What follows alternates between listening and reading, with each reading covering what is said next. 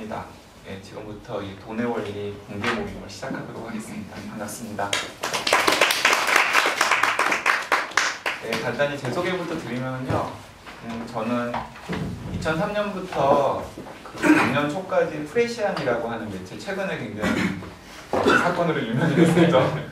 네, 프레시안이라고 하는 매체에서 과학기술, 보건의료, 환경 쪽을 주로 담당을 했었고요. 이제 마지막으로는 편집국장을 하다가 퇴사를 했고, 그 프레시안을 다니면서 이제 옆에 지금 앉아 계시는 정태인 선생님과도 이제 연을 맺었어요.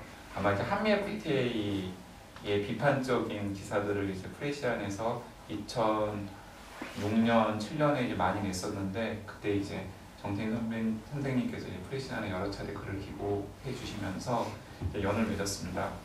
저는 지금은 이제 뭐 이런 뭐 행사 진행도 하고, 네, 뭐 가끔씩 글도 쓰고, 그리고 이 코미디닷컴이라고 하는 건강의학 정보 전문 매체를 발행하는 코리아 메디케어라는 회사에서 지금 공식적으로는 몸을 담고 있다고 했습니다. 네, 그리고 여기 지금 같이 이제 모신 정태인 선생님은 지금 현재 직함은 칼 폴라니 사회경제연구소 소장님이세요.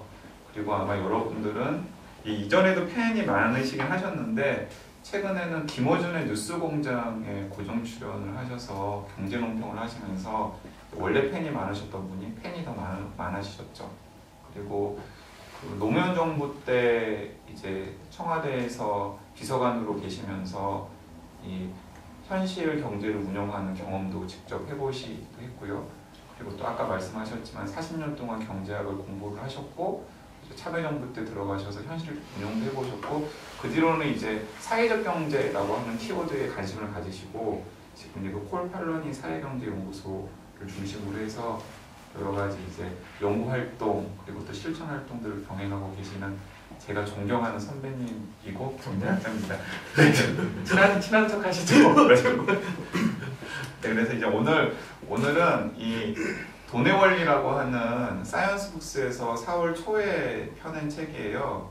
이 책 간단히 소개하자면 그 DK라고 백과사전, 도감 그리고 어린이 책을 전문으로 펴내는 세계적으로 유명한 출판사가 있거든요. 영국 출판사인데 한 40년 된 출판사예요. 그 출판사에서 이제 여러분들 오늘 선물로 받으실 이 돈의 원리를 펴보시면 아마 대충 감이 오실 텐데, 뭔가 이 인포그래픽 팩트 가이드라고 하는 시리즈를 이제 이 DK라는 출판사에서 기획을 해가지고 펴내고 있는데, 그걸 이제 사이언스북스, 과학 전문 출판사인 사이언스북스에서 계속 그 시리즈를 펴내고 있습니다. 그래서 작년에 인체 원리라는 책이 나왔고, 올해 이제 돈의 원리라는 책, 그리고 음식 원리라는 책이 이제 나왔고, 앞으로도 이제 몇 권의 책들이 계속 나올 예정입니다. 근데 이제 그래서 이제 돈의 원리를 펴내면서 사이언스북스랑 저랑 이제 이런저런 얘기를 하다가 약간 번개 프로모션 행사 같은 걸 한번 해보면 어떨까라는 기획을 하게 됐고요. 이 돈의 원리를 보면은 이 돈을 매개로 해서 여러 가지 경제 현상을 이제 설명을 하고 있는 책이에요. 그런데 뒷부분에 보면은 디지털 사회의 돈의 미래라는 주제로 뭐 비트코인이라던가 아니면 암호화폐에 대해서도 이제 짧게 소설을 해놨더라고요. 최근에 이제 돈 중에서 이제 가장 핫했던 돈이 바로 이 암호화폐 또 비트코인 이런 것이었기 때문에 그걸 가지고 이제 한번 1시간 반 정도 공개 모임을 하면서 이제 정태인 선생님 모시고 이야기를 나눠보면 어떨까 해서 이 자리를 마련이 되었습니다. 네, 사실 뭐 앞에 마이크도 있고 녹화도 하고 있고 녹음도 하고 있고 그래서 여러분들 표정도 약간 경직돼 있고 그래서 약간 지금 포멀한 자리처럼 되는데, 사실 기획할 때는 굉장히 캐주얼한 자리로 기획을 했었거든요. 그래서 저희도 좀 편하게 얘기를 하려고 그러고, 여러분들도 중간중간에 제가 여러분들이 질문도 하고 또 의견을 말할 기회를 자주 드리려고 합니다. 그러니까 그때는 뭐 기탄 없이 말씀을 해주시면은 저희들이 힘이 닿는 대로 뭐 대화를 나누는 시간으로 됐으면 좋겠습니다. 우리 강양구 기자, 지금은 부사장님 에 대한 소개 중에 제일 중요한 게 빠졌는데, 저는 강양구 기자에게 기자로서의 강양구에게 주목했던 황우석 사건이었습니다. 저는 상식적으로 황우석 씨를 믿지는 않더라도 저렇게까지 세상을 조작하고 이랬을까라는 생각을 했거든요. 근데 결국 그걸로 판명이 됐죠. 그거는 정말 기자로서 최고의 어떤 능력을 보여준 거라고 생각해요. 그 다음부터는 강양구 기자가 하는 말을 믿기로 했습니다. 근데 이게 사실 우리 인식이라는 게 그런데 선입견을 가지고 보면 모든 팩트가 거기에 맞춰서 보여져요. 또는 어긋나는 팩트는 버리죠. 이게 음모론인데 저기 좀 전에 제가 유명해졌다고 하니까 김어준 총수께서 그런 좀 초기 발전돼 있는. 그러니까 기자라면은 진짜 팩트를 보고 거기서 또 추론해내는 거는 굉장히 어렵거든요. 그게 사람이라는 게 인식 과정이라는 게. 근데 그게 되는 군이라서 나오라고 해서 나왔는데 비트코인 얘기가 주로라서 지금 후회하고 있습니다. 비트코인 더 얘기하자면 저 돈을 몰라요. 제가 경제학에서 제일 제가 못하는 게 화폐금융론입니다. 3학년 때 도저히 이거 모르겠다 해서 그때는 나온시킴이 이게 전공 필수였기 때문에 나중에 들어야 되는데 또 몇 년 지나니까 제가 대학교를 오래 다녔어요. 몇 년 지나니까 이게 전공 필수에서 빠져버리더라고. 그래서 안 배웠어요. 그 대학원 이후로는 내가 하기 싫은 걸 안 하면 되니까. 그래서 화폐금융은 지금도 모르고 사실은 돈이 뭔지 모릅니다. 지금도 몰라요. 그러니까 이자를 왜 줘야 되는지 잘 모르겠고 근데 여기 돈의 원리라고 딱 써있죠. 지금 읽었어요. 네, 그 이제 본격적으로 이제 이야기 시작하기 전에 이제 뭐 제 경험부터 말씀을 드리면 저는 그 암호화폐 혹은 가상화폐 혹은 비트코인 등등의 존재를 한 2011년, 12년 정도에 이제 알았던 것 같아요. 그래서 이제 뭐 과학기술을 담당하는 기자로서 되게 신기한 일이잖아요. 그래서 이제 이게 무엇인지 정도는 주변 사람들한테 설명할 수 있어야 될 것 같아서 관심을 가지고 약간 공부를 했었고요. 그리고 2013년 정도에는 기사도 몇 번 썼었던 것 같아요. 근데 정말 놀랍게도 작년에 그 굉장히 많이 올랐잖아요. 근데 제가 제 페이스북에다가 썼는데 이제 갑자기 성균관대학교를 자기가 다니고 있다는 어떤 친구가 저한테 메일을 보냈더라고요. 그래서 왜 메일 제목이 강양구 기자님 고맙습니다예요. 네, 그래서 도대체 무슨 기사로 샀군요. 뭘까 하고 딱 했는데 그 친구가 고등학교 2학년 때인가 3학년 때 한 논술 잡지를 보다가 그 논술 잡지에 제가 비트코인에 관련해서 소개한 기사를 읽은 거예요. 그래서 그 친구가 대학에 들어가자마자 아르바이트를 해서 조금씩 비트코인을 사서 모은 거죠. 그러니까 하필이면 그때가 비트코인이 한 100만 원까지 올랐다가 2013년 말에 거의 이제 올해 초처럼 폭락을 하거든요. 10만 원까지 폭락을 합니다. 그래서 굉장히 이제 오르기 전까지는 제일 쌌었을 때예요. 그러니까 그때 딱 대학교를 들어가서 아르바이트를 하면서 조금씩 사서 모은 거예요. 그래가지고 이제 당연히 비트코인에 관심이 있다 보니까 이른바 알트코인이라고 하는 다른 종류의 암호화폐들에도 일찌감치 관심을 가졌겠죠. 그런 것들도 이제 관심이 가는 것들은 조금씩 사서 모아보고. 그래서 저한테 얼마를 벌었다고는 얘기 안 하는데 어쨌든 간에 메일의 요즘이 이거였어요. 자기가 이제 3학년인데 휴학을 하고 세계 일주를 1년간 떠나려고 지금 짐을 싸다가 갑자기 나에게 이런 기회를 최초의 실마리를 제공했던 강양구라는 인간에게 고맙다라는 말을 한마디 하는 게 인간적인 도리일 것 같아서 이런 메일을 보낸다라고 이제 저한테 메일을 보냈더라고요. 근데 제가 이제 그 얘기를 주변 사람들한테 하니까 주변 사람들이 다 너는 도대체 뭐 했냐. 근데 저는 진짜 제가 살 생각을 못 했거든요. 이게 참, 그러면서 저는 이렇게 생각했죠. 저 아직 40대 초반이긴 합니다만은, 세상에 이렇게 변하는구나라고 저는 생각을 했거든요. 한편으로는 굉장히 놀림을 당한 것 같아서 약간 기분이 나쁘면서도 또 그 메일을 보니까 한편으로는 굉장히 즐겁더라고요. 세상이 이렇게 변하고 있고, 그렇게 세상이 변하는데 내가 썼던 글 라브레니가 조금이라도 이렇게 도움이 된 것 같다는 생각이 들어서 약간 으쓱했는데 아무튼 근데 이제 그 즈음에 이 정태인 선생님의 페이스북을 제가 이제 들여다봤더니 처음에 정태인 선생님의 그 페이스북의 반응은 이게 뭐지? 신종 폰지 사기인가? 뭐 이런 반응이셨던 걸로 제가 기억이 나거든요. 그러니까 쭉 접할 때 어떤 느낌이 드셨어요? 시끄러울 때? 사실은 제가 돈에 관심이 없기 때문에 비슷한 얘기를 하자면 좀 경제학 지식이 제 삶에 도움이 된다는 생각을 해본 적이 없어요. 이거 참 답답한 사람 둘이가 지금 대화를 나누고 있는데 제가 1996년에 영국에 있었어요. 96년, 97년 2년 동안 있었는데 제 처가에서가 이제 유학을 가서 제가 애들 밥 해주러 가 있었는데 96년에 지금 교육감으로 있는 조희영 교수가 영국의 교환 교수로 오게 돼 있었어요. 그래서 메일이 왔어요.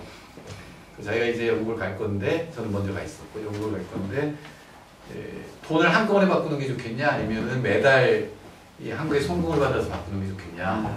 그러니까 한국 원화의 가치가 어떻게 될 거냐를 물어본 거죠. 만일에 원화의 가치가 올라갈 것 같으면은 한 달에 한 번씩이고 원화의 가치가 떨어질 것 같으면 한꺼번에 바꿔가는 게 좋겠죠.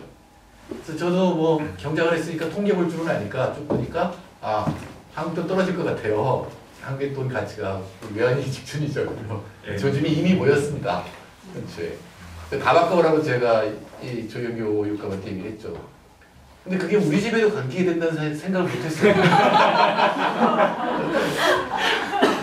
우리 집에 얘기를 안 했어요. 또 한 번의 경험이 있는데 그때 우리가 제 처가 유학을 갈 수 있었던 이유도 신정동에 안양천 옆에 있는 신정동에 아파트가 당첨됐어요. 우리 보통 사람한테는 아파트 당첨되는 게 이게 지금 비트코인도 있고 딴 것도 있을지 모르지만 그러니까 하루도 못 살고 그걸 전세주고 전세금 가지고 영국에 가서 4식구가 갔기 때문에 1억을 쓰고 돌아왔습니다. 그러니까 다시 거기 못 들어가는 거죠. 1억을 마련해야지 들어갈 수 있는 거잖아요.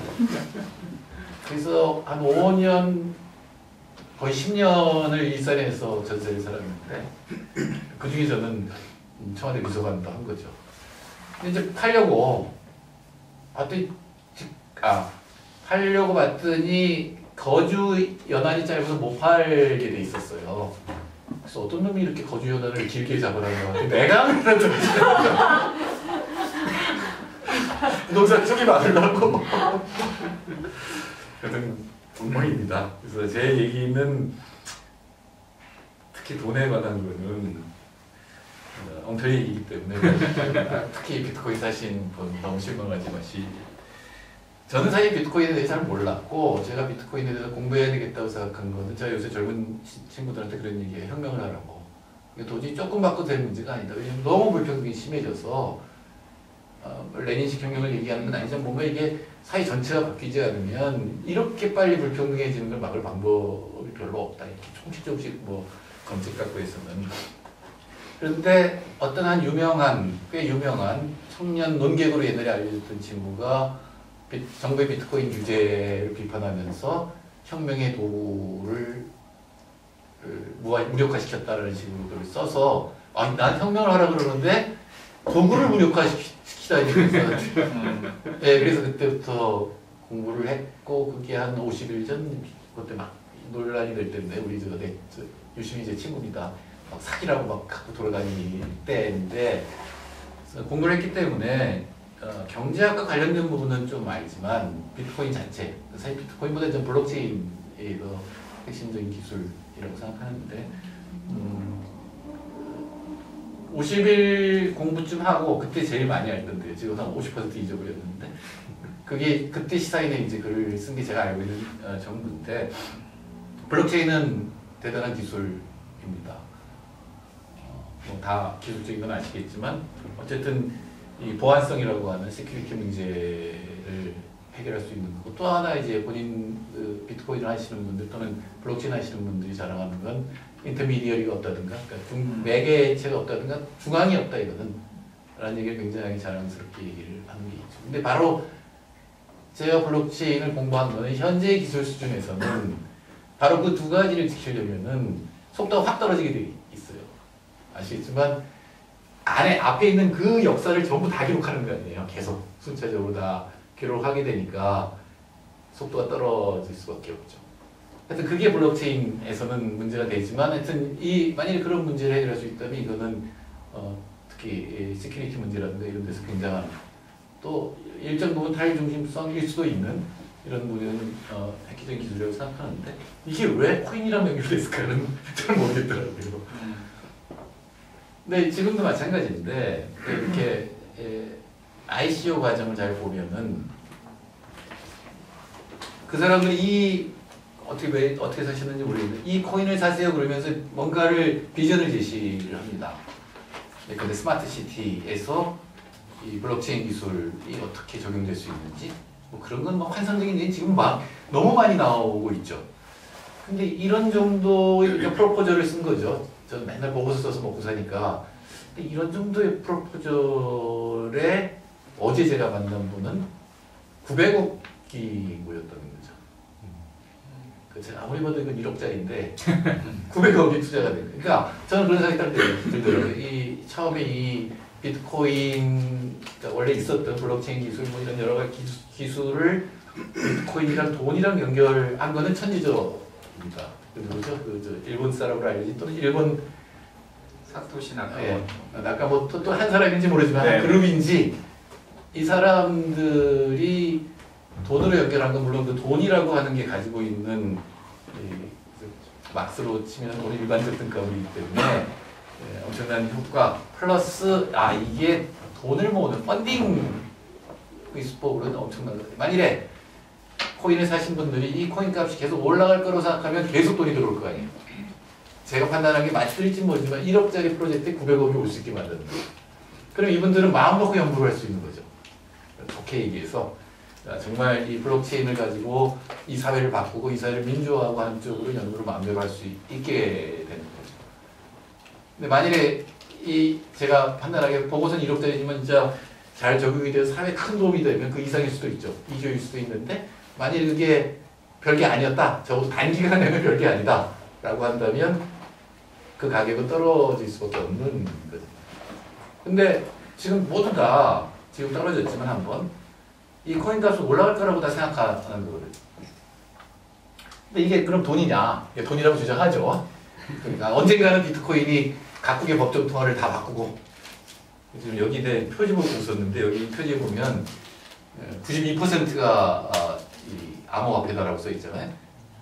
여기 표지에 써 있잖아요. 당연한 거예요. 디지털 통화. 네, 디지털 통화. 네. 당연한 거예요. 왜? 법정 통화는 하나씩밖에 없거든요. 각국에. 그리고 이 세상에 200개가 있으면 200개밖에 없잖아요. 법정 통화는. 그러면 200개가 10%면 2000개의 알트코인, 코인이 있다는 거지. 지금 암호화폐라든가 디지털 화폐가 있다는 거죠. 근데 그거는 신기한 게 아니라 이게 이상한, 이게 뭔가 디지털 통화를 편든 것 같지만 편든 게 아니라 이거는 편 안 든 거죠. 사실은 그 뭐라 그래, 디스한 거죠. 디스한 거예요. 그럼 화폐가 되려면 그러니까 왜 경제학자들이 세계적인 경제학자들이 비트코인에 대해서 다 비판합니다. 비트코인이 막 올라갈 때 그리고 뭐 여러분이 아실 만한 스티글리츠라든가 아니면 루빈이라든가 2009년, 2008년 금융위기를 예측해서 유명해진 루빈이라든가 또는 뭐 노벨 경제학상 받은 사람들이 대부분 비판해요. 경제학자는 당연하다고 생각을 하는데 왜냐면 화폐라고 하는 거는 일단 교환의 매개수단 이거 들고 다니면 아무거나 다 살 수 있어야 되니까. 두 번째는 가치 측정 수단. 얘하고 얘의 상대 가격을 얘는 10원이고 얘는 5원이면 우리는 얘의 가치가 얘의 가치 2배구나 라는 걸 알게 해주는 기준이 돼야 되는 거죠. 세 번째는 화폐는 가치 저장 수단, 그러니까 이런 축적의 수단이죠. 사실은 돈이 나오니까 잉여가 생겼을 때 돈이 없으면 내가 쌀을 아무리 생산해도 내가 한 가마니 먹고 10가마니 더 있어요. 이게 써버리잖아요. 축적을 할 방법이 없는데 돈이라는 게 생기면서 축적이 가능해요. 왜냐하면 돈은 어떤 거라도 바꿀 수 있으니까 돈으로 축적이 가능하다고 하는 세 가지인데 그럼 비트코인은 이 세 가지 중에 어떤 걸 갖고 있을까요? 이 비트코인이 뭐 생긴 건 모르죠. 하여튼 뭐 그걸 갖고 나는 술을 사 먹을 수 없어요. 그러니까 교환의 매개수단은 현재로서는 적어도 아니죠. 그 다음에 가치를 평가하는 가치 축도. 지가 혼자서 막 이렇게 변하는데 그러면 이 물병의 값도 같이 이렇게 막 움직여야 되잖아요. 그러니까 세 번째 기능은 분명히 있죠. 지금 아마 제가 잘 알고 있는 유명한 우화가 그러잖아요. 최초로 비트코인이 사용된 게 피자를 주문했을 때 비트코인을 받아. 이게 최초로 사용된 건 아니고요. 이제 비트코인이 처음 생성된 건 99년 1월 3일이고 그 다음에 이제 몇 차례 이제 어쨌든 간에 기술에 밝은 사람들 중심으로 해서 비트코인이 유통되고 사용되기 시작했는데 그거는 이제 2000년대 초반에 그 전에도 이제 여러 가지 이제 사용이 되긴 했었는데 자기가 이상적인 사례인 거죠. 자기가 자기들이 그 커뮤니티에서. 네. 일반적인데 살 수 있다. 네, 일반적인 네, 물건 네. 살 수 있다는데 아마 그 저기 이 피자를 산 사람 무지하게 지금 후회할 거예요.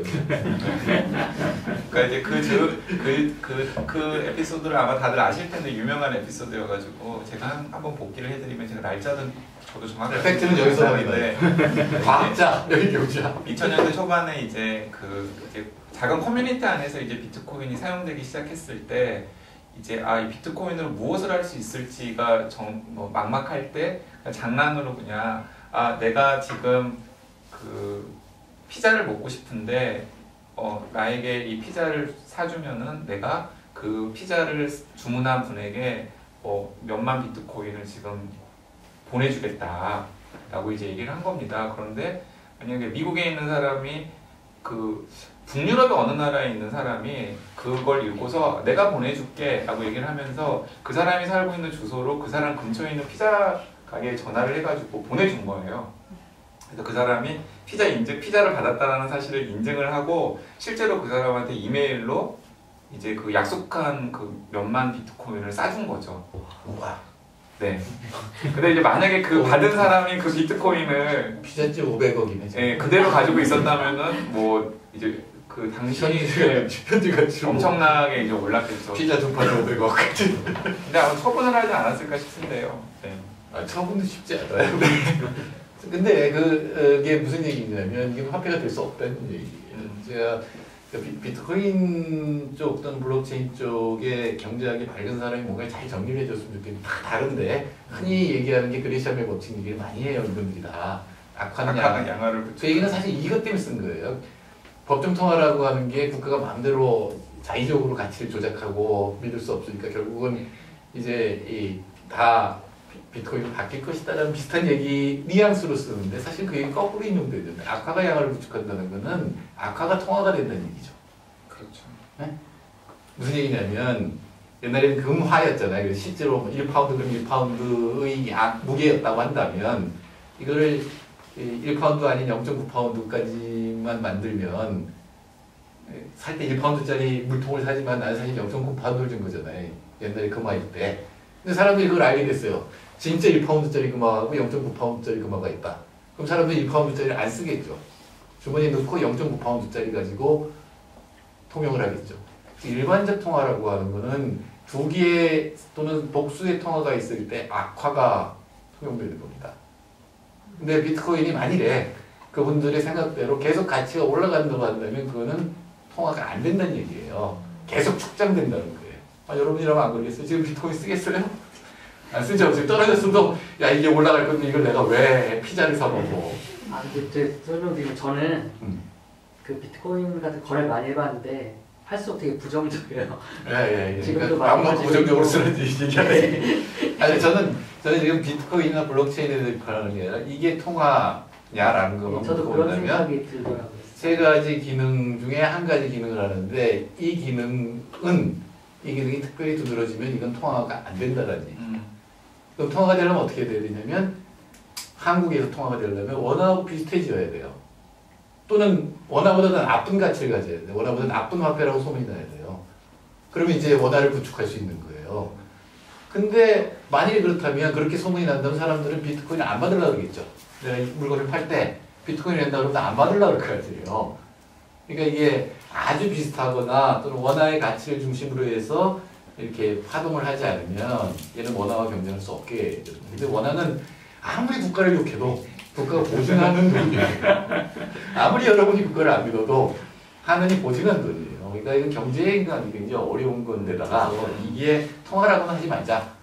제 그냥 생각을 잘 모르기 때문에 여기 쓰지는 않지만 그러나 펀딩 수단으로는 굉장히 괜찮다. 근데 거기에 주목하면 만일에 돈이 충분히 주어진다면 그래서 이 이상을 가지고 있는 분들이 블록체인이라고 하는 기술을 가지고 여러 가지의 사회 변혁이라든가 또는 편리하게 만들 수 있는 사람이라면 내가 이 생활 걱정 없이 그런 걸 할 수 있다면 굳이 이 비트코인이라는 걸로 블록체인을 대표할 이유가 없을 수도 있죠.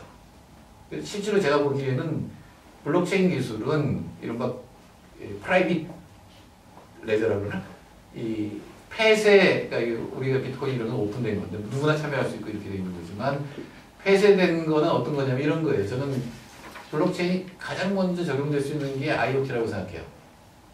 사물 인터넷. 이거는 사물끼리 통신하는 거 아니에요. 삼성이 지금 하려고 하는 거. 그건 삼성이 만일에 이 IoT 기술을 블록체인을 가지고 만든다라고 하고 돈을 주겠다 그러면 이거는 블록체인하고 통화를 연결할 이유가 전혀 없어요. 삼성이 다 펀딩을 돈을 대주는 거니까. 여기까지만 일단 할까요? 네. 그러니까 거시적인 거 하나 더 할게요. 또 하나는 뭐냐면 저희가 준비할 때 막 이제 톡을 주고 받으면서 할 얘기가 하나도 없다고 자기는 할 얘기가 없기는 무슨 우리 경제랑 관련된 부분 뭐 하고 나면 할 일 없어요. 또 하나는 이제 돈이라는 게 좀 이제 미시적으로 설명한 겁니다. 서로 돈을 바꾸고 이 화폐 기능을 얘기하는 겁니다. 또 하나는 케인즈라는 사람 이후로 알게 된 거는 화폐와 거시적인 경제의 관계예요. 또 화폐라는 건 그 이전 지금도 또 경제학자들은 화폐는 아무 의미가 없다 그러니까 교환 비율을 그냥 표현해 주는 거라고 화폐는 매일이라고 해요. 경제학 출신인지 모르겠는데 그런 걸 갖고 있는데 실제로 화폐가 굉장히 중요한 기능을 한다. 그리고 화폐는 투자 수단이라고 하는 게 투기적 화폐 수요라고 하는 게 케인즈의 기본적인 사고인데 그게 무슨 얘기냐면 충분한 화폐가 공급되지 않으면 경제가 침체에 빠지게 된다는 거죠. 네? 실제로 그래요. 지금 이번에 2008년 금융위기가 났을 때 세계의 중앙은행이 한 유일하게 한 게 뭐냐면 돈을 왕창 푼 거예요. 계속 돈을 푼 거예요. 사람들이 안 쓰는데도 계속 푼 거예요. 양적 완화라고 하는 정말 이상한 방법으로 새로운 상상력으로 풀었는데 근데 비트코인을 잘 보면은 이건 화폐량이 발행량이 점점 줄어들게 돼 있죠. 그렇죠. 그래서 결국은 화폐 발행량이 중지돼요. 그럼 어떻게 될까요, 세상은? 그럼 디플레이션이라는 현상이 일어나게 돼요, 정확하게. 화폐량이 정해져 있는데 물건은 계속 생산돼요. 그럼 물건의 가격을 표현하려면 물건 가격이 점점 떨어지겠죠. 작아져야 될 거 아니에요? 근데 물건 가격이 계속 떨어지면 사람들이 생산을 안 하게 돼요. 자기가 처음에 투자한 것보다 작은 양을 회수할 수밖에 없기 때문에 그게 디플레이션, 이 디플레이션이 막 가속적으로 일어나는 게 경제 침체, 경제 위기가 되는 거거든요. 그러니까 현재 근데 그거를 방지하는 그리고 케인즈 이래로 그거를 해결하려고 나타난 게 뭐냐면 중앙은행이 화폐량을 조절하는 기능을 하는 거예요. 근데 우리는 비트코인 공동체는 블록체인 공동체는 중앙을 부정하잖아요. 그럼 아무도 지금 화폐 공급은 오로지 이 수학 문제를 그것도 에너지를 누가 많이 갖고 있느냐에 따라서 결정되는 수학 문제를 푸는 거에 의해서 공급이 되는데 그것도 수학 문제의 난이도를 조절해 가지고 10분에 하나씩 풀리게 돼 있고 그다음에 쭉 내려가서 나중에 0 이렇게 돼 있어요. 그럼 그게 만약에 진짜 달러 같은 세계 화폐가 되면 세계는 경제의 정작이 돼 있어요. 그러니까 지금 저는 이분들이 원래 공학일 것이고 그리고 또 저는 펀딩 수단으로 돈을 코인이라는 그러니까 비트코인이라고 하는 거를 생각해는 천재적인데 그게 정말로 돈이 됐을 때 일어날 일에 대해서는 그러니까 경제 지식이 없으면 이건 사실은 잘 사고가 안 되는 거거든요. 왜냐면 경제에 오래됐어도 케인즈가 처음으로 그걸 알아낸 거예요. 사실 그게 뻔한 사실 같은데도. 근데 이걸 학습을 안 한 사람들은 거기까지 추론하기가 쉽지가 않으니까 그런 거다. 그리고 또 경제학자들은 당연히 그런 걸 알고 있는 경제학자들은 지금도 아니지만 앞으로도 못 된다고 생각할 수밖에 없죠. 그리고 이게 하나로 통일된 것도 아까 얘기한 그리시암의 법칙에 의해서 어려울 거다. 그래서 원화를 구축하는 거는 오로지 가능한 건 이겁니다. 우리 블록체인 공동체가 혁명을 일으켜서 각국 정부를 다 몰아내고 이 법정 통화로 만드는 거예요. 다시 중앙이 생기는 거예요. 그러니까 중앙이 없어야 된다는 철학에서 나왔지만 어쩌면 사실은 이게 진짜 통화가 되려면 중앙이에요. 그리고 실제로 그런 조짐을 보입니다. 각국 중앙은행이 이 블록체인에 의한 통화에 대해서 굉장히 관심이 있거든요. 왜냐면 통화가 추적이 돼. 그러니까 사람을 추적하는 게 아니라 통화가 어떻게 움직이는지 거래가 다 추적이 될 수도 있기 때문에 기술적으로 많이 발전해서 속도 문제를 해결하면 현재 상황은 제가 파악하는 그렇습니다. 정제 경제학과 비트코인 블록체인의 관계인 것입니다. 아주 일부분이 네, 재밌게 잘 들으셨죠? 네, 책을 한 권 쓰셔도 될 것 같은데요. 네, 2, 3번 했습니다. 네, 제가 제가 그 팩트 정정을 해드리면 그 편집하실 때 참고하실 수 있도록 그 제가 아까 1999년이라고 그냥 헷갈려서 얘기를 했는데 2009년 1월 3일에 이제 비트코인이 처음으로 생성이 된 거고요. 그리고 아까 그 피자 이벤트는 2010년 5월 18일에 있었고 1만 비트코인을 피자 값으로 이제 지불을 했다라는 사실을 제가 정정을 해서 말씀을 드리고요. 제가 이제 굳이 이제 그 2009년 1월 3일 날 처음 이게 생성이 되었다라는 사실을 한번 언급한 건 약간 그 상황적 맥락을 생각해 보면은 그 이제 사토시 나카모토라고 하는 뭐 개인인지 그룹인지는 모르겠지만은 그 어쨌든 엔지니어 출신이겠죠.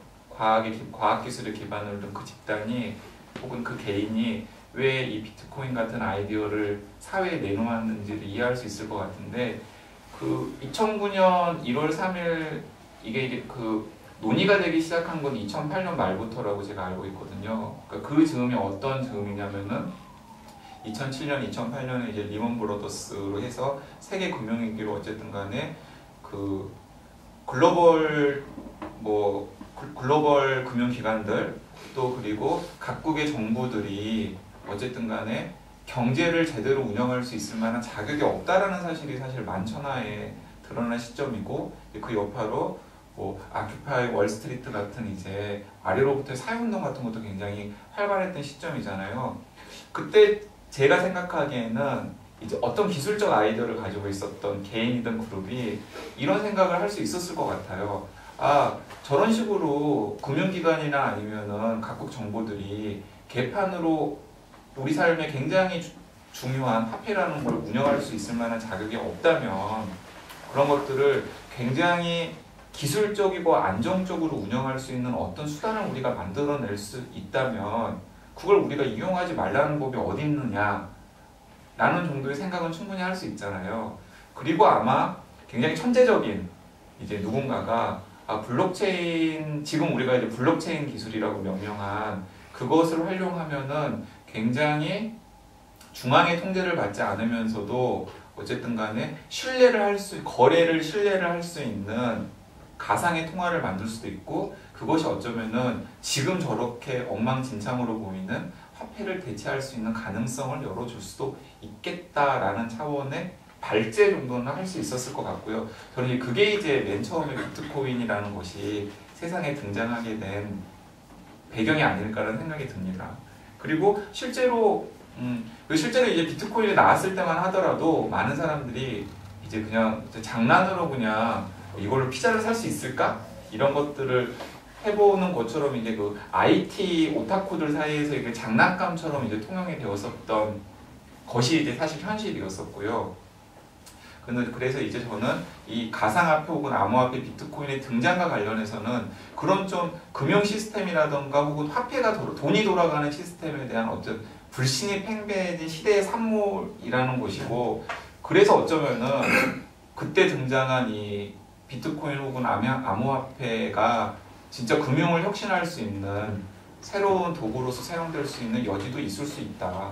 그건 이제 역사가 지나간 다음에 이제 저희들이 한번 평가를 해봐야 될 일일 것 같긴 한데 저는 그런 가능성까지는 어쨌든 간에 우리가 그 가능성까지는 배제하지 말자라는 생각을 개인적으로 가지고 있고 그래서 저는 아무래도 제가 프레시안 기자로 있었고 뭐 사회적 경제라든가 뭐 프레시안도 협동조합 전환하는데도 굉장히 어쨌든 그 중심에 서가지고 어쨌든 해보자라고 했던 것도 저거든요. 그러니까 그런 데 관심이 있었던 저로서는 그런 뭔가 대안적인 화폐 시스템 혹은 대안적인 경제 시스템에 어떤 과학기술적인 아이디어가 운용될 수 있다면 그건 굉장히 멋진 일일 수도 있겠구나라는 생각에 저는 처음에 관심을 가졌었거든요.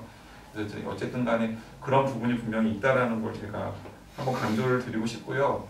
이제 정태인 선생님께서 계속해서 왜 비트코인을 만든 사람들이 이걸 자꾸 코인으로 연결을 시켰을지 모르겠다. 근데 저는 이제 방금 말한 거에 그 답이 있다고 생각해요. 일단은 기존의 화폐 시스템에 굉장히 불신을 하고 있기 때문에 대안적인 화폐 시스템을 만들 수 없을까? 라고 하는 차원에서 이제 블록체인과 코인의 세트가 이제 나왔었던 것 같고요. 또 하나는 그 JTBC 토론에서 이제 정재승 교수랑 유시민 씨가 이렇게 공방을 오가면서 그 이슈가 있었잖아요. 이제 그 가상화폐가 블록체인 기술에 필수적으로 붙어 있는 거냐 아니면 뗄 수 있는 거냐. 근데 저는 그건 분명히 유시민 씨가 잘못 알고 잘못 얘기를 했다라고 생각하는데 왜냐하면 뗄 수 없는 거거든요. 왜 저는 뗄 수 없다고 생각을 하냐면은 이제 방금 정태인 선생님께서 잘 말씀하신 것처럼 굉장히 폐쇄적인 클로짓한 블록체인 시스템에서는 누군가가 자원을 대는 사람이 있겠죠.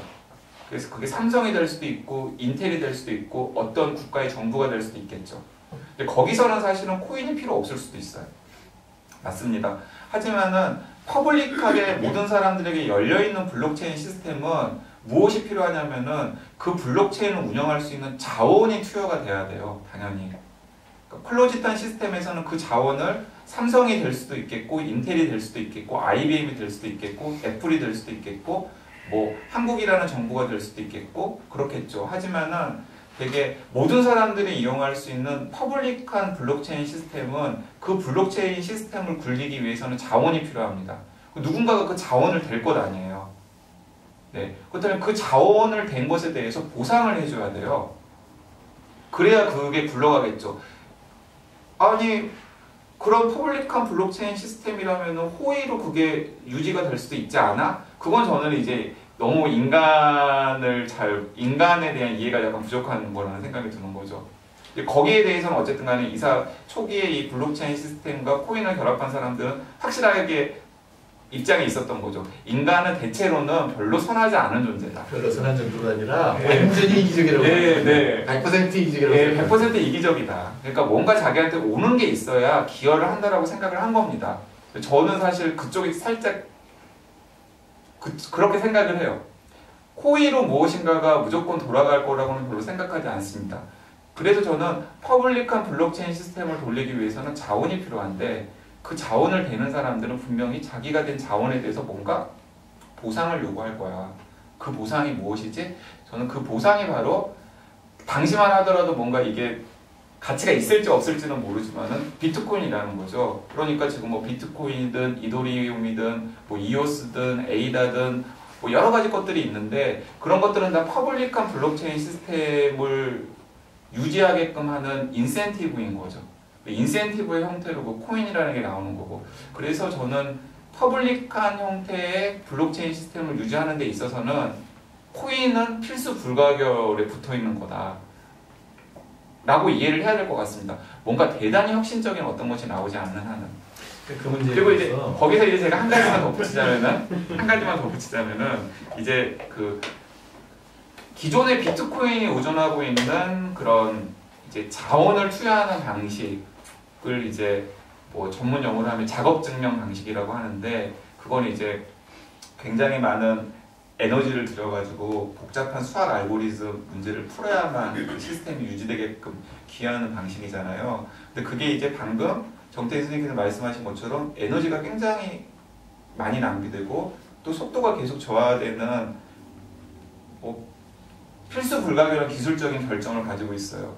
그래서 이제 요즘에 이제 등장하는 많은 뭐 이더리움이라던가 뭐 이오스라던가 이런 여러 가지 저도 정확하게는 잘 모르지만은 그쪽이 전문가는 아니기 때문에 제가 이제 어설프게 얕게 공부한 바에 따르면은 지분 증명 방식이라고 하는 그런 에너지 자원의 투여를 최소화하고 속도의 저하를 최소화하면서도 블록체인 시스템을 유지할 수 있는 새로운 그런 기여를 하고 인센티브를 받아가는 방식을 이제 내놓고 있고 저는 그런 식으로 계속해서 좀 진화가 있을 거라고 생각을 합니다. 예, 그리고 이제 방금 정태인 선생님께서 말씀하신 것에 이제 동의하는 건 저는 그 비트코인으로 지금 암호화폐가 상징되고 있지만 저는 비트코인이 이 암호화폐 생태계를 주도해 갈 거라고 생각하지 않아요. 그건 이제 상징적인 역할은 분명히 있겠지만 저는 다른 곳으로 뭔가 대체될 가능성이 굉장히 클 거라고 생각을 하고요. 그리고 또 다른 면에서 동의하는 것은 IoT 생태계가 많은 사람들이 이제 주목을 하잖아요. 인터넷이 연결되는. 그런데 IoT 생태계의 가장 중요한 부작용이 뭐냐면 프라이버시 문제를 어떻게 해결할지의 문제예요. 저는 이 프라이버시 문제를 해결하는 데 있어서 이 뭔가 진화한, 그러니까 에너지를 덜 쓰고 그 다음에 속도 문제를 해결한 블록체인 기술이 상당히 기여를 할 가능성이 굉장히 크다라고 생각합니다. 네. 여기서 이제 여기 오실 때 블록체인은 뭐뭐다라고 쓰고 오신 거죠? 그걸 네, 들어볼까요? 뭐라고 그걸 한번 쓰셨죠? 들어보죠. 예. 여기서부터 할까요? 블록체인은 네모다 써야지 여기 온 거 아니었네? 분도 계시고요. 안 쓰신 분도. 그러면은 쓰신 분 중에서 이제 말씀하시고 어쨌든 저희 둘이 그냥 일단 발제 형식으로는 지금 얘기를 한 것 같거든요. 그러니까 그 질문이라던가 아니면 의견을 말씀하시면 거기에 받아서 계속해서 진행을 하도록 하겠습니다. 누가 먼저? 여기 아까 코인 가지고 계시다고. 제가 그걸 썼었는데요. 네. 참가하려고 뭔가 썼었는데 제가 뭐라고 썼는지 기억이 안 나요. 블록체인은 기억이 안 납니다. 망각입니다. 망각. 예.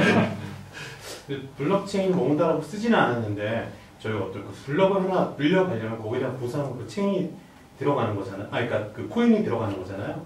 근데 블록이 많아지면 많아질수록 거기에 대한 연산들이 복잡해지니까 더 이상 이제 그 블록을 만들 수 없는 상황이 오게 되고 그럴 때 어떤 보안 기술을 가지고 더 이상 이제 코인들을 새로 만들어가기 시작을 하잖아요. 그럴 때 거기에 대한 그 책임은 누가 지나요? 그러니까 그 코인들에 대한 책임들, 실질적으로 이제 어떤 더 이상의 연산이 안 되는 상황에서의 코인 가격에 대한 책임들은 누가 지나요? 네.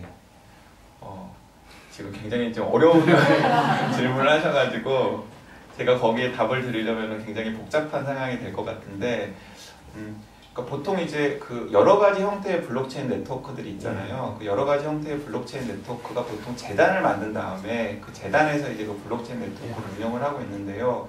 크게 이제 한 두 가지 방식이 있는 것 같아요. 하나는 이제 약간의 합의형으로 운영이 되고 있는 곳들이 있고, 대표적인 합의형으로 운영되고 있는 곳이 바로 비트코인 네트워크입니다. 근데 비트코인 네트워크 같은 경우는 합의형으로 운영을 하다 보니까 계속 쪼개지고 있어요. 여러분들 뭐 비트코인과 계속 쪼개지고 있어요. 그러니까 쪼개질 수밖에 없을 것 같습니다. 왜냐하면 비트코인 생태계는 지금 엄청난 기득권이 걸려 있는 이미 생태계가 되어 버렸잖아요. 그래서 이제 비트코인만큼 어쨌든 간에 그 규모가 큰 곳이 이제 그 이더리움 생태계로 저는 알고 있는데, 이더리움 생태계 같은 경우는 따지고 보면은 거의 철인 정치 모델인 것 같아요. 네. 그러니까 이제 초기 개발자들과 그리고 초기 개발자들이 뭔가 이 생태계를 유지하는데 기여하고 있다라고 인정한 몇몇을 중심으로 해서 그룹들이 만들어져 있고, 그 그룹들이 긴밀히 협의를 하면서 이제 계속해서 이제 이것을 어떻게 하면은 안정적으로 유지 발전시킬 수 있을지, 그리고 코인의 양을 늘려야 될지 줄여야 될지, 그 다음에 그 인센티브를 주는 방식을 어떤 식으로 개선해야 될지 등등을 계속해서 운운하고 있는 거죠. 그러니까 이것도 참 역설인 것 같습니다. 중앙이 생긴 거죠. 네, 어떤 식으로든 간에 중앙이 생긴 거죠. 그런데 그 이더리움 진영에서는 또 이제 이런 반론도 해요. 그러니까 비트코인이 겉으로 보면은 되게 합의의 기초에서 운영이 되는 것 같지만은 사실은 엄청난 기득권을 가지고 있는, 그러니까 작업 증명을 할 수 있는 사람들은 어쨌든 채굴을 많이 할 수 있는 사람들인 거잖아요. 이제 그런 엄청난 채굴 자원을 동원할 수 있는 주로 중국의 기업들이죠. 그런 중국의 기업들이 지금 엄청난 발언권을 행사하고 있기 때문에 사실 이미 거기는 민주적으로 합의에 의해서 운영되는 공동체가 아니다라고 비판을 하기도 하는 거죠. 발언권 있는 데가 이게 어디 전기료가 싸냐와 어디가 대용량의 컴퓨터를 가지고 있느냐 게임이다 보니까 중국이 돈 많잖아요. 전기도 싸잖아요. 그러니까 보시면은 그 채굴 장면의 사진을 보면 이건 공장이에요. 딱.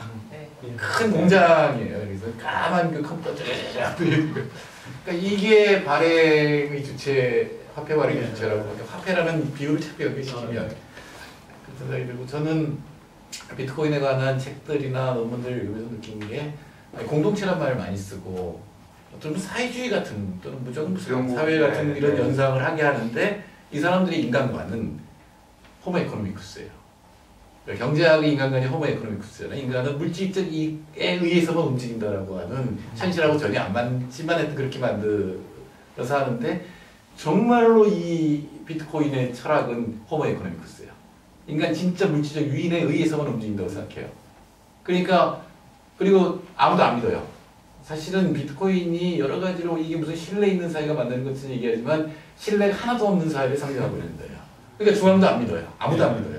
그 신뢰를 하려면 증명을 해야 된다. 신뢰는 오로지 기계의 수학만 신뢰를 하게 만든다라고 예. 하는 철학이 있는 건데 예. 그게 이제 삭막한데 일단 그다음 좀 전에 얘기가 나왔지만 제가 저는 이렇게 썼어요. 비트코인은 내부 모순이라고 썼는데 이게 아까 통화라고 했을 때 통화가 될 수 없는 조건이 있다는 거. 예.